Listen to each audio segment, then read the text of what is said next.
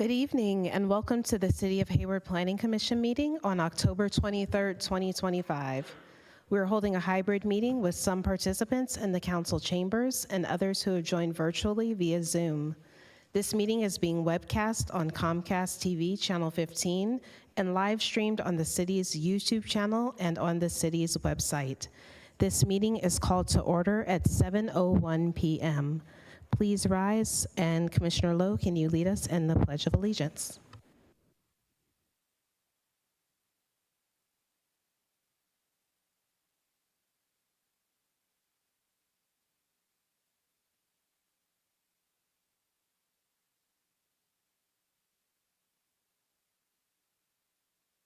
Thank you. Ms. Allen, will you please call roll? Good evening. Commissioner Goodbody, absent. Commissioner Hammond. Here. Commissioner Lowe. Here. Commissioner Myers.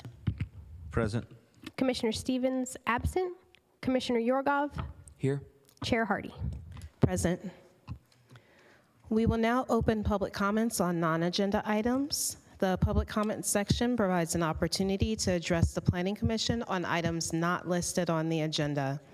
The Commission welcomes comments and requests that speakers present their remarks in a respectful manner within the established time limits and focused on issues which directly affect the city or are within the jurisdiction of the city.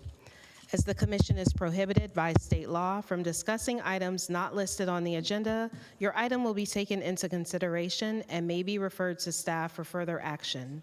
Speakers shall not use threatening, profane, or abusive language which disrupts, disturbs, or otherwise impedes the orderly conduct of a commission meeting. The city is committed to maintaining a workplace free of unlawful harassment and is mindful that city staff regularly attend commission meetings. Discriminatory statements or conduct that is hostile, intimidating, oppressive, or abusive are per se disruptive to a meeting and will not be tolerated. Ms. Allen, do we have any public comments at this time in person or on Zoom? There are none. Okay, thank you, Ms. Allen. Then I will close public comments and we will move on to our action items. The Commission will permit comment as each item is called for a public hearing. Please submit a speaker card to our Secretary, Ms. Allen, if you wish to speak on a public hearing item. For agenda item number 1, the decision of the Planning Commission is final unless appealed. The appeal period is 10 days from the date of the decision. If appealed, a public hearing will be scheduled before the City Council for final decision. Item PH 046 is a proposal to subdivide an existing 0.15 acre site to allow for the construction of a 14-unit condominium building at 1289 Russell Way, for which a corresponding site plan review and density bonus application was previously approved in 2023, requiring approval of a vesting tentative tract map for condominium purposes, tract number 8762, and finding that the project is categorically exempt from the California Environmental Quality Act, CEQA, pursuant to section 15332 of the CEQA guidelines. Applicant property owner Horacio Wolcott, 4WR LLC. I'll now turn it over to staff for a presentation. Thank you, Chair Hardy. Steve Kowalski, Senior Planner. This is an application for a vesting tentative tract map to subdivide a previously approved but not yet built 14-unit apartment building into condominiums. On November 10th, 2022, the applicant Horacio Wolcott filed an application for site plan review with density bonus to construct a 3-story, 14-unit rental apartment building on the subject property at 1289 Russell Way. The project included the provision of 1 unit affordable that would be affordable to very low income households, which exceeded the city's minimum requirement to provide 1 unit affordable to moderate income households.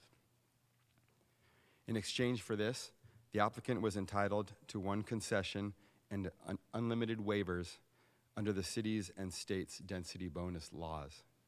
The applicant used the concession to reduce the amount of required parking from 17 spaces to 7 and utilized a small number of waivers to enable the building to be built up to the front property line with the footprint and the architecture that you can see in the previously approved plans in attachment 5 to the staff report. The project was approved with no opposition approximately 1 year later on November 3rd, 2023. The applicant subsequently submitted the grading permit and building permit applications to construct the project in December 23 and September 24, respectively, but paused work on those applications in order to apply for the vesting tentative tract map to convert the units into condominiums. The applicant cited financial challenges with construction as his rationale for requesting approval to convert the apartments into condominiums. While a site plan review and density bonus application for a new 14-unit apartment building doesn't require planning commission approval, under the city's subdivision ordinance, a 14-unit condominium subdivision does, and that's why the item's here before you tonight. So tonight, the item before the commission is the actual tentative subdivision map, not the entire set of plans for the apartment building, because those were already approved by the planning director under the old site plan review and density bonus application and are not subject to, their approval was vested. The commission's task tonight is to determine whether the tentative map conforms to the general plan and downtown specific plan and complies with the applicable standards of the subdivision ordinance and the zoning ordinance. This is an aerial photo of the subject property. It's circled in red there, kind of highlighted in yellow. It's a 0.15 acre site. It's currently vacant except for 3 existing trees and a temporary storage structure. It's currently being used for parking and vehicle and equipment storage. The site is zoned urban neighborhood and designated city center, retail, and office commercial in the general plan. Multifamily residential development is permitted on properties with these zoning and land use designations at a maximum density from anywhere from 40 to 110 units per acre. All 3 of the existing trees on the site will need to be removed to accommodate the project, as well as 2 trees located immediately off-site. One is within the right-of-way, and another is directly on the property directly to the east. There is no room to replace the trees that will be removed, so the applicant will be required to pay a rather large mitigation fee for the removal of those trees.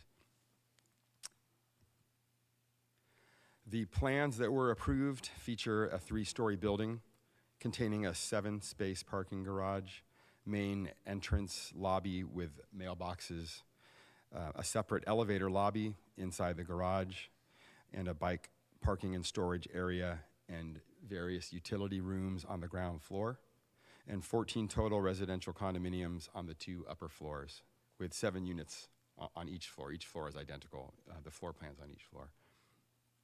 The units feature studio-type floor plans designed for 1- and 2-person households that measure from 484 to 560 square feet each. A single driveway will provide access into the parking garage, while 2 pedestrian entrances will be provided, one leading into the main entry lobby and another leading directly into the parking garage. A separate roll-up door will be provided on the facade for the trash room so that the building's dumpsters and waste bins can be rolled out onto the street on collection day. No physical changes to the previously approved plans are being proposed tonight. The vesting tentative tract map would simply overlay the previously approved building plans and enable the applicant to subdivide the building and sell each of the units within it individually. The subdivision would require the formation of a homeowners association that would be responsible for the ownership and maintenance of all the building's common interior and exterior features, as well as the establishment of a set of covenants, conditions, and restrictions, or CC&Rs for short, that would contain the governing provisions and joint and individual responsibilities of the HOA and each of its members.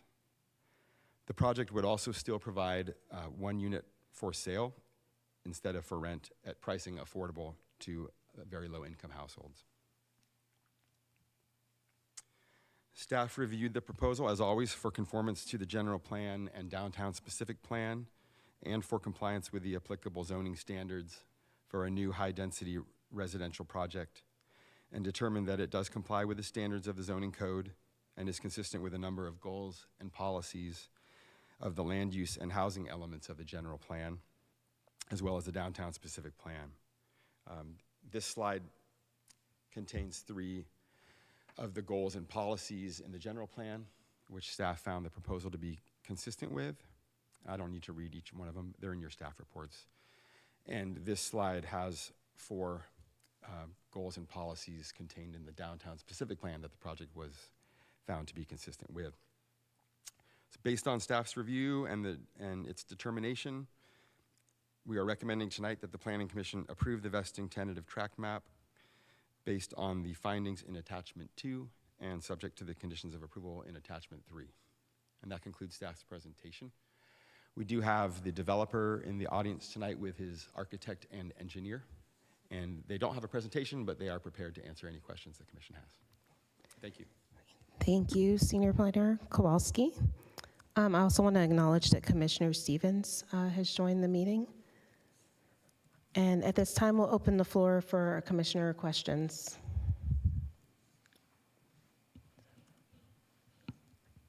Great. Commissioner Hammond. Yes, good evening. Thank you, staff, for the report. Looking at the tentative map that was presented to us, I saw a couple of errors that might need to be corrected. On page 1, number 16, under fire protection, it shows Santa Clara County as being the jurisdiction. And number 20, it shows the city of Cupertino as the jurisdiction for planting street trees.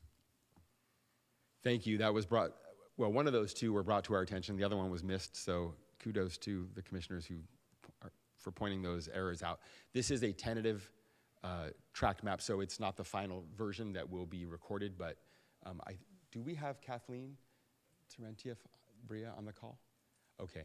Hopefully Kathleen heard that. She'll be handling the processing of what's called the tract map, the final map, and those errors will get cleaned up before the map. Okay, thanks. Yep. In the building design, I had a couple questions or concerns. Looking at the plan, in case of a fire in the hallway, how will everyone escape, especially those who live in the ADA unit?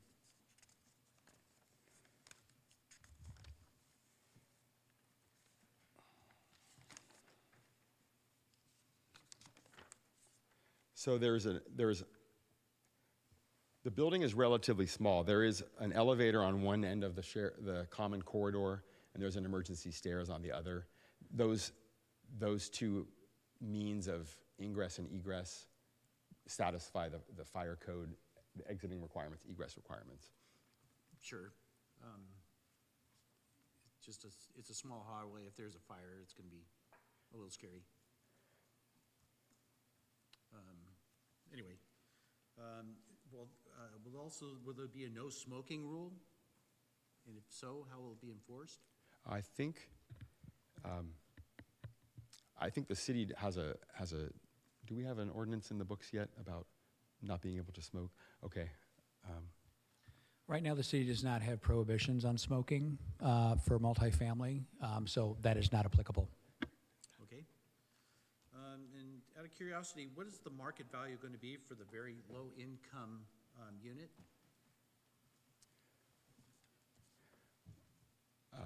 I think that we have the housing manager on. Sorry? I'm sorry, Jeremy? Okay. Oh, yeah. I think so. Maybe I need. Good evening, Commissioners. I'm Leah Schmidt, planner and working in housing right now. So what I would say is that we're not going to know until it gets marketed. We're not going to know the sale price, but apparently a kind of larger, very low income unit that was put up for sale pretty recently went for under $70,000. It was much larger than this, though. So, what we're going to have to factor in is square footage, interest rates, and then utilities and HOA costs, and so it's very specific to the site. but it will be quite low because it's a very low-income unit. So will the HOA fees also be reduced for this unit? They will not be reduced for the unit, but the cost of the unit will be reduced based on the HOA fees, because those fees are incorporated into the principal, the interest, insurance, utilities, HOA fees, all of that goes into factoring the cost of the unit. And it will be at 40% AMI for a 1 to 2 person household. Okay, thank you. Okay. And then for the green building, how is the storm drain water going to be handled on the site? It is kind of taking up the whole site, and it doesn't look like there's going to be much of a place for water to percolate down into the soil. That question I would like to have the city senior engineer answer if she's available. Okay. I think we have our engineer, our staff engineer, prepared to answer. Hi, Steve. This is Kathleen Terentieff. I'm the Senior Development Services Engineer. For the storm drainage, it's going to, it'll come down from the roof leaders and then tie into a system that is on the outside perimeter of the building and then go out into the street. So you're right, there is not much room, so it was a difficult design to implement, but it will get out to the street. So this site's going to probably generate more storm water than other sites because of its zero lot line design? In the existing condition, yes. So there is some storage that will allow it to not be released too much at a greater rate than it is right now. So there's some storage in some gravel layer at the perimeter of the building that's been reviewed by building, as well as their geotechnical engineer, and then it will go out to the street. Okay, so we haven't seen all the drawings, so I'm guessing the foundation will be protected. You could just push Yes. the button there. Correct, the foundation will be protected. Yeah, just to add to what Kathleen said is there will be infiltration trenches on the side, so we did the best use of it to kind of make it green, and have it infiltrate before releasing out to the public. Okay. So it's not really a zero lot line. We have like 3 foot, and that's what we're using to infiltrate. Sure. Okay. I see that you're going to be removing all the trees, and I guess you'll be paying to have that happen. So it seems that the trees will be all located at La Vista Park. Is that? That's what I understand. Is La Vista Park sort of the dumping ground for all of the tree mitigation? Or can the trees be sprinkled around the city maybe a little bit better? Yeah, I'm Horatio Woolcutt. Good evening. The trees have been removed because they were a hazard. They were infected to the point that they could fall on somebody. So we got permission to remove the 2 oaks, including the roots. And we paid for all the trees. And at that time, it was Miss Michelle Koo, who was building a park somewhere in Hayward. And that is where she wanted to put the trees that we took out for the fund. We gave her the funding to buy the trees to put in that park. Whatever that park was in Hayward, I don't know where it was. It is the park that Commissioner Hayman is referring to. La Vista Park. So, and I'll just clarify, the tree removal permit that authorized the removal was part of the original site plan review application in 2023. So that, again, that decision's already been made, and the trees have already been removed because, as the applicant pointed out, they were potentially posing a hazard. And this was obviously before we had our current tree preservation ordinance, which provides the opportunity for the applicant to pay an in lieu fee if they don't want to replace certain trees. But back when the original project was entitled for the building, we didn't have the ordinance, and so the only option that was available at the time was if on-site mitigation could not be accommodated, then staff was recommending off-site mitigation and funding for the planting of materials at La Vista Park, at the time was severely underfunded. There was a need to be able to put more plants there. There was also the Mission Linear Park, which was under construction and recently also completed. And so those two projects, again, with the offset of the tree plantings to be able to go in those projects actually helped establish additional trees in public spaces throughout our community. Okay, thank you. And being that the construction site is going to be close to the creek, how will the creek be protected during being the proximity to the creek, during construction, how is the creek going to be protected? We can have our engineer answer that question for Mr. Wolcott, or perhaps his engineer if he'd like to. Because there are requirements to prevent that runoff. So I forgot to introduce myself. I'm Oscar Osuna, the civil engineer and land surveyor of the project. When we started the project, we actually looked into the TOA slope and the TAPA slope, and we had to be a certain feet away of that, so there was a consideration for the influence line. So that's what I recall at this moment that we did, because it was in the first initial stage. So, but I we think did the take commission, that into consideration. I think the commission is asking what are the best management practices that will be implemented to protect the creek during construction. Is that right? Yeah, Commissioner or Hammond? just to guarantee that the creek's going to be protected. Okay, I took it as you were concerned about the stability, but in regards to that, we will be having, we have an erosion control plan that we're going to implement, that'll have silt fences or, straw wattles, things like that. So we will have best management practices in place. Okay. Yeah. Thank you. And then, so I noticed that there are not an equal number of parking spaces to units. So where will those who don't have a parking space be able to park? Is Russell Way, does it have enough room to accommodate off-street parking? I know you're probably going to try and encourage people not to have a car. Use BART. I wasn't involved in that, so. That's a good question. There is some parking on Russell Way, but if you go to the corner of that street and make a right on that block, there's a lot of empty parking spaces there, that whole block. And there is a whole piece of land that hasn't been developed either, where, not that they're gonna park in the land, but right in front of it, obviously.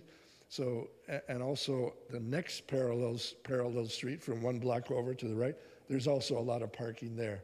So there is plenty of parking, it's just not, there is plenty of parking within walking distance of 1 or 2 blocks.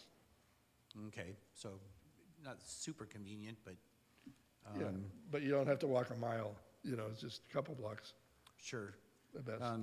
Being the proximity to the Civic Center garage, I'm not sure what the plans are for that, but is there any plans of potentially opening up the garage to public parking, especially if you're going to approve perhaps in the future more projects like this?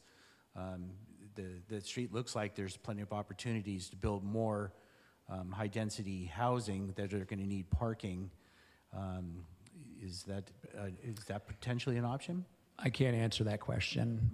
Those long-range plans for the city center site, I think are, it's still under city ownership. I think eventually the city would be looking at redeveloping that site, and we could certainly could look at that option at that point. But I don't, at this stage, it's not really specifically directly tied to this project, so can't really factor an answer for that. Sure. Okay.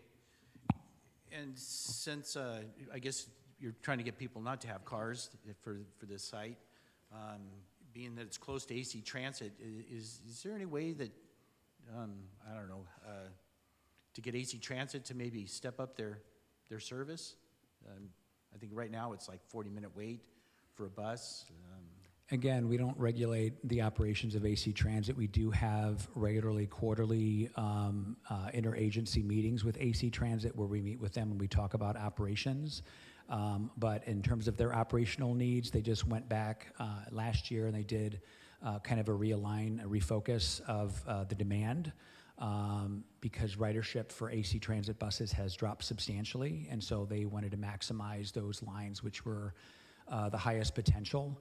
But the city regularly meets with AC Transit, and we evaluate changes in operations quarterly. So we do regularly meet with them. I don't know what their future plans, but the city is not the operator, and so we would not be in charge of making those operational changes. Sure, it would be nice to be able to offer some alternatives if you're not going to have a car. Anyway, and also, who's responsible for widening Russell Way? I guess on this particular portion, they're going to widen it, but is there plans in the future to widen the rest of Russell Way? We could probably have Kathleen best answer that, but I think the short answer is no. But Kathleen, did you catch that question from Commissioner Hammond? Right.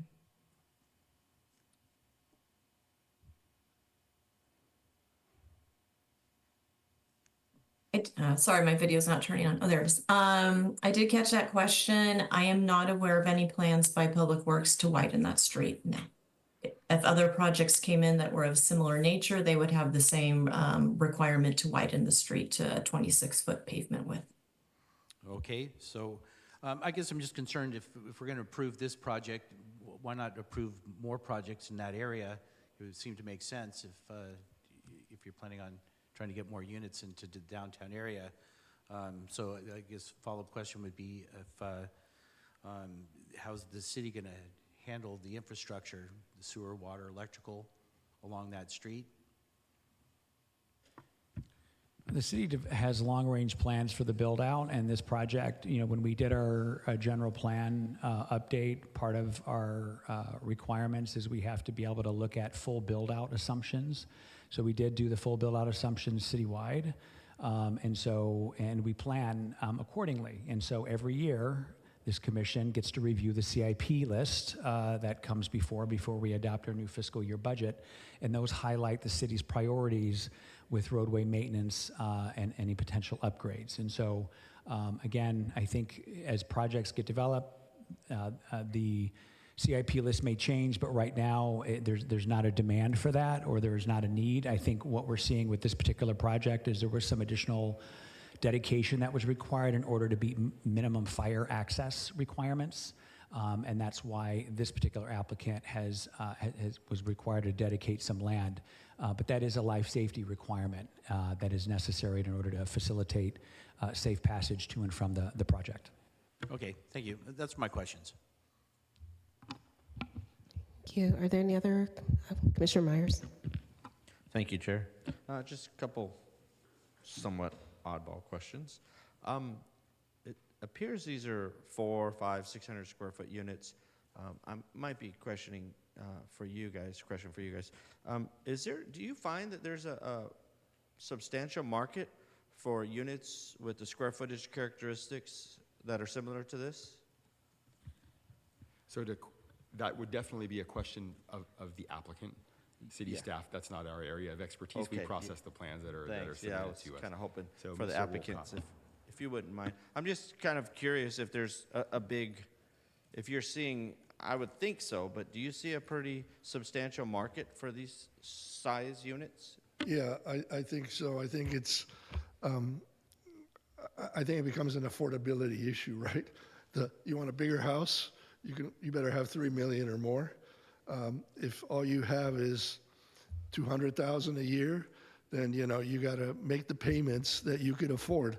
So a 1-bedroom, a 2-bedroom, instead of having to pay rent and let the landlord keep the rent, you're looking at now it's more affordable, or it's close enough that if you pay the rent, you're basically paying a payment because of where the interest rates are.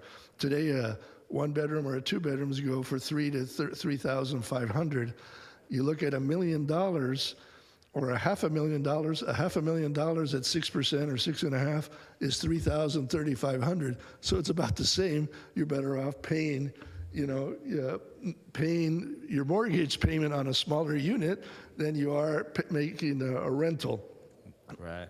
Yeah, and that totally makes sense. I'm just curious if you're seeing similar sized units available out there? I haven't been in real estate Well, for quite the- a while, the- and I'm just curious. The reason people don't want to build condos, and it's because of the California law that says you have to be responsible for that condo for 10 years. So on year 8 or 9, if you have a big development, the lawyers come in and say, hey guys, let's do a collective lawsuit against the developer and the bank. And that's why people don't want to loan for the condos, and they don't want to build them. It's because the lawyers on year 9 come and try to collect everybody to go sue to say something is wrong. We got to find something is wrong and collect the money. And that's why the market has gone down on condos, and everybody says, well, let's do apartments instead. But I think if you do so one of the strategies that I have always used when I built, I know the city comes in and they do the evaluation of the structure and everything else, right? They do the checking because they have to check everything. But I have a structural engineer and I pay them a little bit extra to come in and check the work that has been done by the contractor. And with that, we're safe. I did it before because I had little kids. So I had the structural engineer come in and says, I know the city's going to check it, but I paid you to do the structure.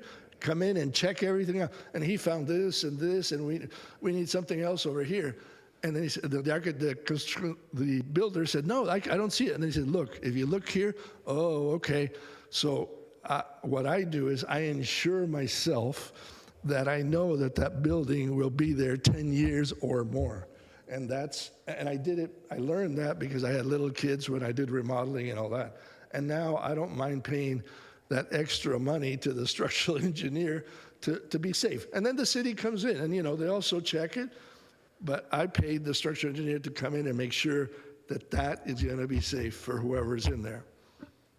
Okay, I will accept that. One last question. Do we have a tentative start or completion date that you're hoping to jump into this? It depends how quickly we can get through the city. But we have, the design has been approved, as you guys know. The grading has been approved pending PG&E to get us. And what you saw there was Kathleen, and when we started the project, PG&E said, it's okay to put transformers on the street or on the sidewalk. And Kathleen is trying to get that to be the code and all that. But PG&E so far has said, no, we want the transformers inside the building. So we had to make some adjustments, but the grading permit is approved. So then where we're spending our time now is on the construction permit, trying to make sure that all the details are there and the structural piece is all there, because we've had to make some changes to put that transformer room in the garage. But when you ask me when is the start date, I would say at the end, if all goes well, hopefully in the summer or the end of the summer, we can get going on the project. Okay, and you expect it to be about a year's worth of work or something like that? I would say, a year's worth of work. Okay. To do the whole structure. And then, inside there may be some finishes, 3 or 4 months possibly. Excellent. Okay, thank you very much. Thank you. I have no more questions. Thank you. Thank you. Commissioner Yorgov? Just a couple from me. Thank you, by the way, for staff answering my many, many questions. Just want to put that on the record. Really appreciate it ahead of the meeting. Just confirming, I've heard both 40% AMI and 50% AMI for the affordable unit. Is it 40%? Sorry to make you get up, Leah. Okay, so very low income ranges from 30 to 50. So it's up to 50%, but what we would do is target 40% in order to create more affordability for the unit, create a bigger pool of potential applicants. Okay, but the restriction itself is at 50% AMI. That's That would be but we'd be marketing at and looking at the pool, trying to cap it at 40% AMI because it's within that range. Okay, perfect. Thank you. And then it sounds like the applicant's previous building permit has lapsed, and so they'd be obtaining a new one, correct? I don't think that it's actually lapsed, but it's on hold right now. But the grading permit, Kathleen has been processing their grading permit, and I believe it's close to being ready to issue. Kathleen, do you want to give the commission a quick status update on the grading permit application? Which will that's the permit that enables them to break ground and start grading and digging trenches for utilities. Sorry, Kathleen. No worries, Steve. So yeah, Horatio had mentioned that they were pretty close to getting the grading permit approved, and then he pivoted and decided to do condos. So that's been put on hold. We'll have to go back and revisit it to update it for the transformer relocation and get approved joint trench plans. And since it is now going, if the commission approves this and it becomes a ownership project, there are other requirements involved before he can, before the developer can, we can issue that permit, and that is the subdivision improvement agreement and some bonds to ensure that the subdivision improvements are completed. So. Great, thank you. That's it for me. You're welcome. Thank you. Any other commissioner questions? Commissioner Stevens. I just had one question.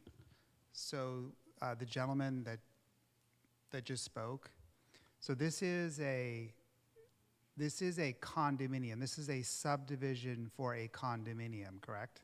14-unit condominium. That's what this is, right? And so you had mentioned that there's risk associated with condominiums in California because of potential lawsuits. Is the intent to create the 14 condominium units, the separate pieces of property, but then rent them initially and then sell them? Is that okay? So when you were saying that, you were saying that I use additional strategies to mitigate risk. Okay, thank you. Commissioner Lowe. May I just get the answer to Commissioner Stevens' first question, because they were out there and I couldn't hear what the answers were to the questions.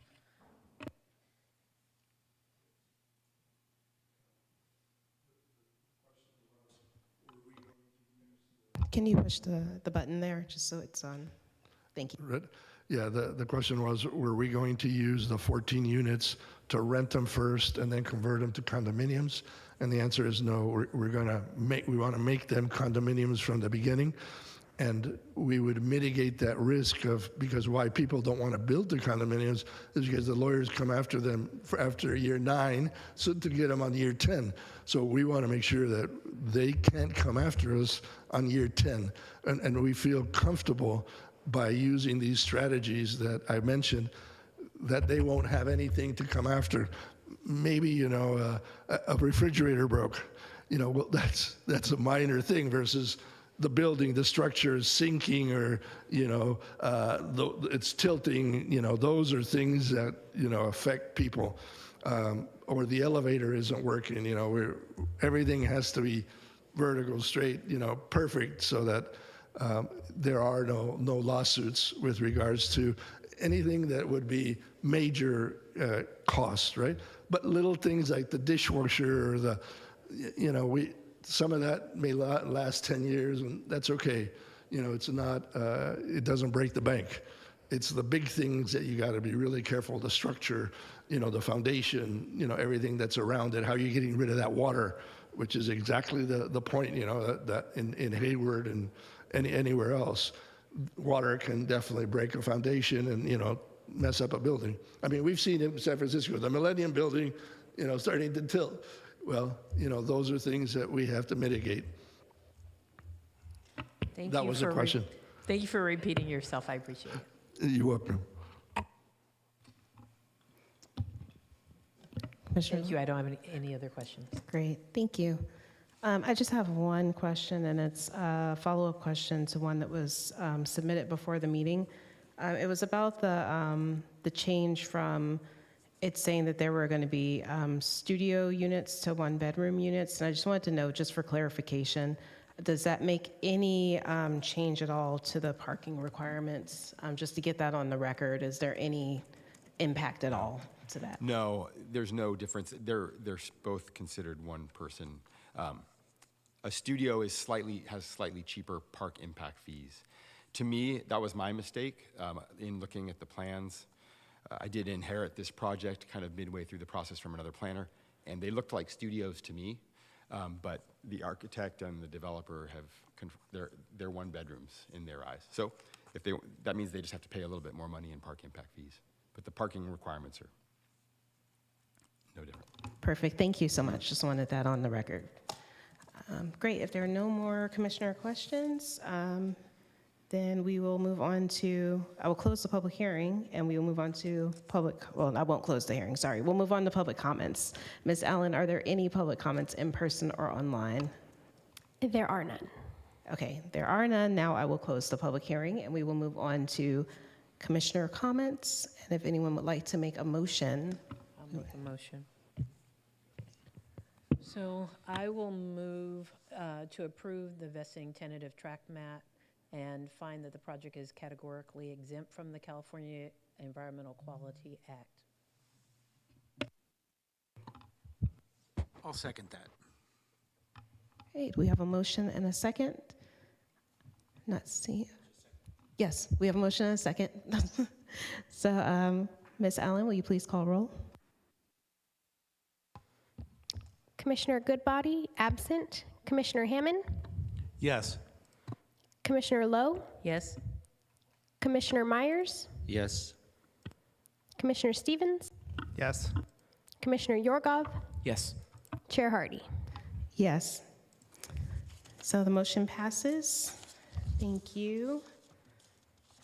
Our next item is the approval of the minutes of the Planning Commission meeting on September 25th, 2025. Do we have a motion for approval? I would be more than happy to make a motion to approve those minutes. I'll second. Great, we have a motion and a second. Ms. Allen, will you please call roll? Commissioner Goodbody, absent. Commissioner Hammond, Yes. Commissioner Lowe, Yes? Commissioner Myers, Yes. Commissioner Stevens, Yes. Commissioner Yorgov, Yes. Chair Hardy. Yes. Great. So now we will move on to our commission reports. And first up is the oral report on planning and zoning matters. Good evening, Commissioners. Hope everyone's doing well. Wanted to report that we do have 2 items that are tentatively scheduled for the next Planning Commission meeting, and they're both tentative maps, so you will get another opportunity to review very similar questions and concerns at that point. I also wanted to just kind of promote kind of a selfless promotion of our community event. The Hayward Library and the Hayward Promise Neighborhood will be sponsoring their very, very popular Trunk and Treat event this Saturday, October 25th in Heritage Park Plaza from 11 to 3. It's free for anyone to attend, and it's probably going to be a lot of fun. So please to come and join our wonderful, safe event downtown Hayward. Thank you. Thank you. Commissioner Myers? I would like to echo that. My wife and I participate in the Trunk or Treat every year, and we decorate my truck. So last year I made it about a 20-foot pirate truck.